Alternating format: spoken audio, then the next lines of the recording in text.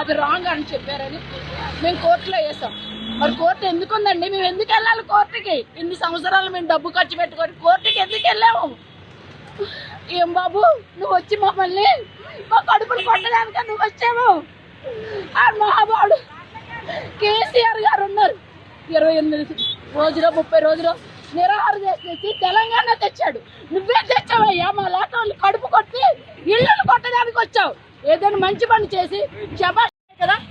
28 రోజులు 38 రోజుల బాబా కేసీఆర్ నిరాహార చేసి తెప్పించాడు తెలంగాణ. ఈయన ఊరికనే వచ్చి ఎక్కిపోయి గద్దె ఎక్కిపోయి పూలు కొట్టడానికి మా లాంటి వాళ్ళవి. నిజంగా మేము అన్యాయంగా కట్టలేదే. డబ్బులు ఇచ్చి కొనుక్కొని కట్టుకున్నవి, లంచాలు తీసుకోలే. మేము కట్టుకున్నాం డబ్బులు ఇచ్చి. అందుకేనా ఈయన ఎన్నుకున్నాము. అదే అందుకే కదా కేసు వేసాము. ఒకళ్ళు రాంగ్ అయితే కూర్చేయండి. రాంగ్ కూర్చోండి.